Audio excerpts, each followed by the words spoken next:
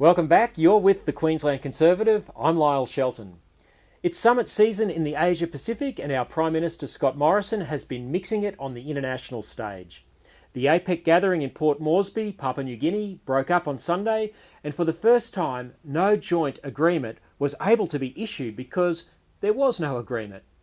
The American eagle and the Chinese panda were slugging it out over trade and strategic military dominance in the Pacific, while the Australian koala just tried to keep from being run over.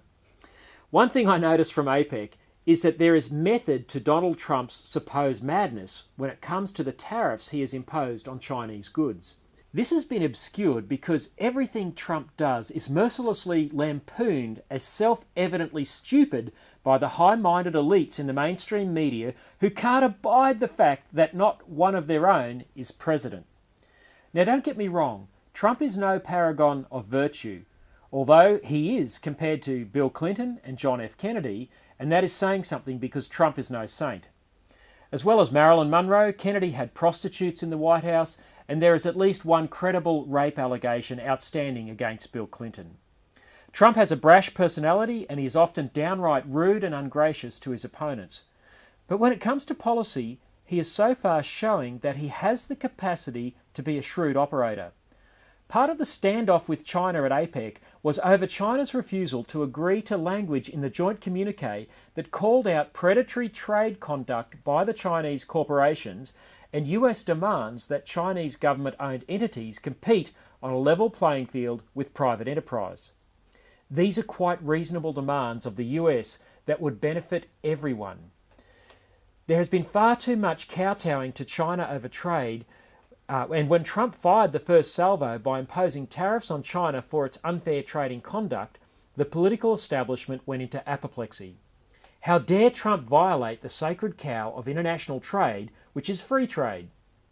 The trouble is that free trade has never been fair trade, particularly when it has come to dealing with the 1,200-pound panda in the room. Trump has had the courage to act and challenge China over its double standards, and this is what was being reflected at APEC this week.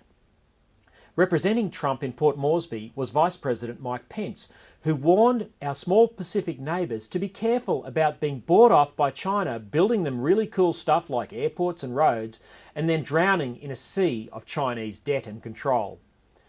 Then there was the announcement at APEC by Australia and the US to jointly fund with PNG a naval base at Manus Island, effectively locking China out of the opportunity for a deep-water port close to Australia. Watching government politicians at the weekend trying to deny the Manus naval base had anything to do with countering China was painful.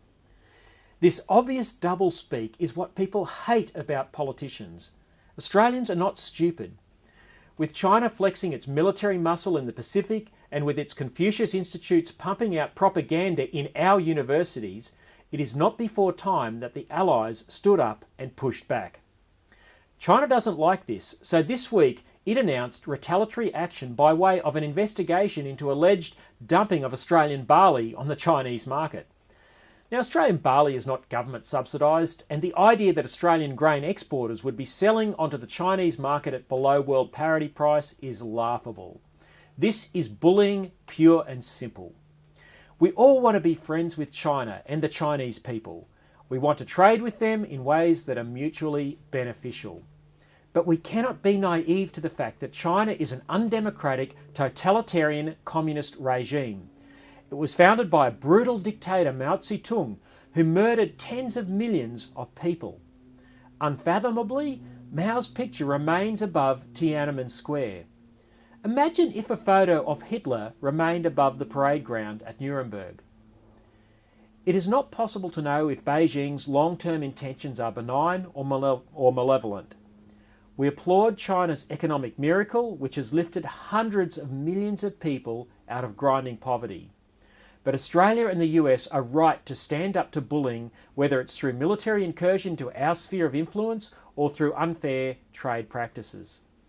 China's purchase of agricultural land in Australia and the leasing of the Darwin port are activities we are not allowed to engage in China. China's activities on our university campuses are deeply suspicious and troubling. That is why Conservatives leader Senator Cory Bernardi has been calling for a royal commission into Chinese influence in Australia. Friendship with a rising power is not a one-way street. Sometimes it is necessary to stand up to a bully before it is too late. You've been with the Queensland Conservative. Thanks for tuning in. Until next week, I'm Lyle Shelton.